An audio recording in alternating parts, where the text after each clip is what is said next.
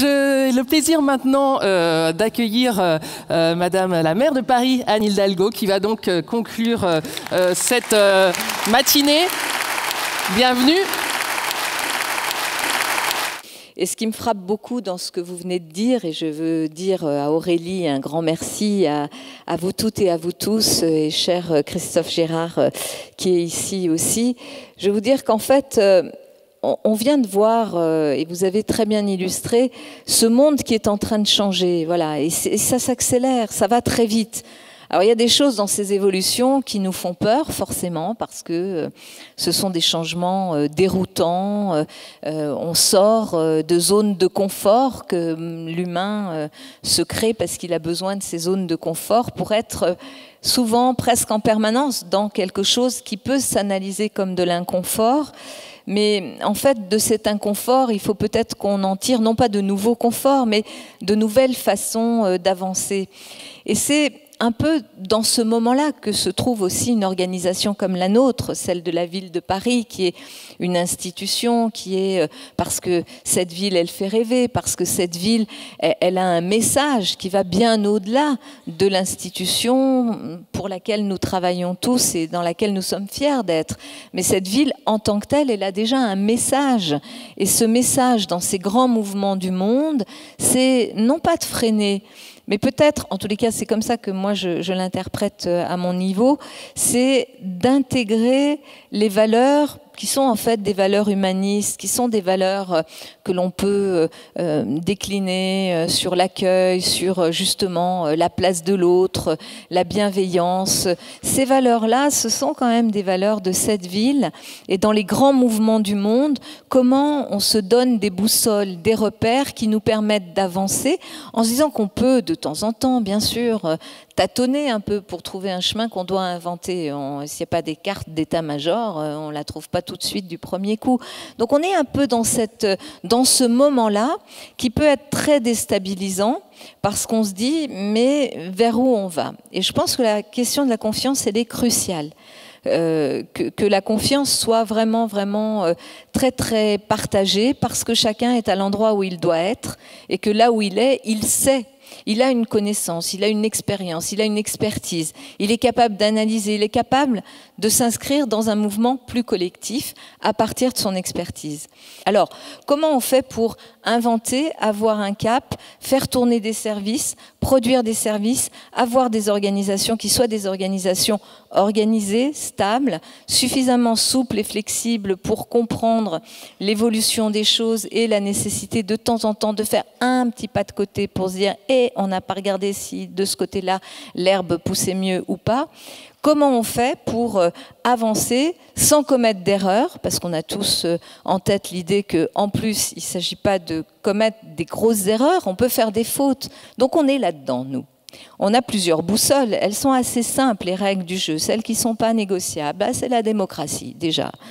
C'est l'élection, le vote, les programmes, le cap que donnent les citoyens quand vous leur présentez un programme en disant ben voilà, nous on veut aller là, les autres ils disent nous on veut aller là, et ben ils ont choisi qu'on allait là, et nous ben là où on va c'est moins de pollution, c'est faire en sorte que cette ville soit très créative, très attractive, mais qu'elle n'oublie pas que c'est aussi une ville solidaire. Voilà, ça c'est notre cap, notre boussole elle est là, et à partir de là on décline et on invente, parce qu'il y a des choses aussi qui viennent et qui s'invitent qu'on ne connaissait pas au moment où on a fixé ce cap et au moment où on a été porté vers ce cap-là. Dans ce mandat, depuis 2014, on a eu des chocs même très violents. On a eu bien sûr les attentats. Les attentats, ça a bouleversé nos vies, ça a changé fondamentalement, je pense, notre perception des choses. Ça nous a sans doute rendus moins innocents, pas moins exigeants, mais ça a aussi conforté et confirmé notre goût de la vie et notre goût d'une vie dans laquelle on n'est pas dans l'entre-soi, dans laquelle on partage et dans laquelle c'est la confiance et pas la peur qui doit dominer. Ça, ce sont des choses très générales, mais en fait qui se traduisent tous les jours dans les actes très concrets d'une grande administration comme l'administration parisienne, dans la façon dont on accueille un enfant dans la crèche, dans la façon dont on va dans la rue, les brigades de lutte contre les incivilités, apporter aussi voilà, et cette verticalité et cette capacité à discuter, etc., etc. Je pourrais décliner cela dans tous les domaines, dans tous les champs de l'action municipale. Il y a des sujets qui sont venus aussi nous bousculer fortement. La baisse des dotations, quand même. Voilà, 200 millions d'euros de moins chaque année pendant 3 ans, alors qu'on avait dit on va faire tout ça et on avait chiffré.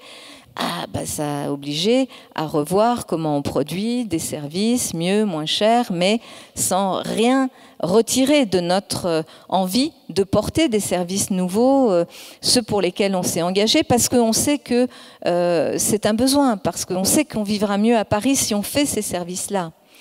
Et puis il y a eu aussi, bien sûr, la crise des réfugiés, j'en parlais tout à l'heure, qui est venue, là aussi, complètement percuter, y compris nos dispositifs de solidarité. Nous, le choix qu'on a fait, c'est de dire, on tend la main, on s'organise, on fait en sorte que ce ne soit pas le chaos. On fait en sorte d'exercer justement un pouvoir, une responsabilité qui fasse que ça ne soit pas le chaos et qu'on puisse effectivement aussi continuer à envoyer ce message que Paris est une ville dans laquelle on doit tenir compte aussi des plus fragiles et des plus faibles, parce qu'en fait, ils vont nous permettre aussi d'avancer, peut-être de ne pas perdre justement la boussole de nos valeurs, peut-être des choses qui sont essentielles et qu'on ne voit pas forcément tout de suite quand on a des décisions à prendre avec des cadres très contraints, budgétaires, juridiques, etc., pour prendre ces décisions. Donc on est dans ce moment-là. Et dans ce moment-là, c'est vrai que avoir la chance à Paris d'avoir une administration comme l'administration parisienne, c'est un plus indéniable, parce qu'il y a du professionnalisme, parce qu'il y a des compétences, parce qu'il y a de l'envie, parce qu'il y a de la fierté d'appartenir à cette maison qui est la mairie de Paris, parce que la mairie de Paris, c'est Paris, et Paris, c'est quelque chose qui vous élève, vous tire vers le haut. En tous les cas, vous oblige quand même aussi à une exigence pour vous-même. Et je pense qu'il faut qu'on se fasse tous confiance les uns et les autres là-dessus. Qu'on n'ait pas peur de se dire « mais ça, on n'a jamais fait ». Mais c'est pas parce qu'on n'a jamais fait que c'est pas faisable. C'est pas parce qu'on n'a jamais fait que c'est impossible. Mais c'est vrai que comme on n'a jamais fait, il y a plus de risques à faire. Donc, on sait qu'il y a des marges d'erreur et que parfois, on peut faire l'erreur d'analyse, de jugement, souvent en toute bonne foi. Ça, en soi, c'est pas un problème. C'est pas où il est coupable, ou tout à l'heure la guillotine, là. Non, non, pas du tout. Je pense que là où on serait irresponsable, c'est de ne pas tenter. Quand il y a un problème que nos solutions d'hier et que nos organisations d'hier ne nous permettent pas de résoudre ou de surmonter, alors que c'est un problème qui est un sujet que nous posons comme devant être résolu, eh bien, il faut se donner les moyens de le résoudre.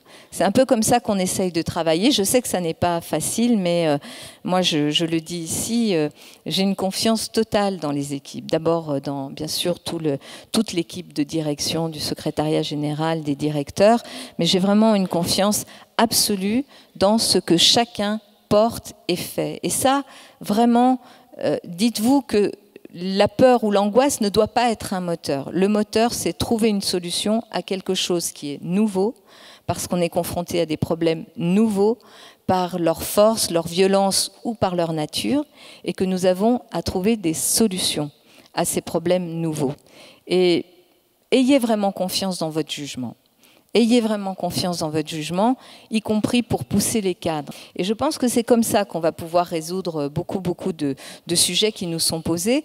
Je pense aussi que par la façon dont nous-mêmes on organise nos réunions, nos espaces de travail, il faut qu'on trouve des formes qui poussent beaucoup plus à la coopération que à chacun dans son coin. Il y a aussi, je pense, dans la façon de faire vivre nos collectifs de travail, quelle que soit l'échelle où ils se situent, sans doute des choses sur lesquelles nous pourrons innover. Moi, j'ai vraiment une grande confiance dans cette maison et je pense que ce qui nous sauve, cette administration parisienne, ce sont les Parisiens. C'est le fait qu'on est connecté à une réalité qui s'appelle Paris et les Parisiens. On n'est pas dans quelque chose de distancié, de loin. Si ça marche pas, on le sait tout de suite. Voilà, la mère que je suis dans la rue, on me dit si ça marche pas, immédiatement. Il n'y a pas de filtre. Et ça, c'est très bien. Mais je pense que cette connexion avec Paris et les Parisiens est notre très très grande force. Et donc, puisons nos idées, notre énergie, nos solutions dans cette grande force que représentent Paris et les Parisiens. Et puis, merci infiniment à chacune et chacun pour la part énorme, énorme qu'il prend aux destinées de cette ville. Merci beaucoup.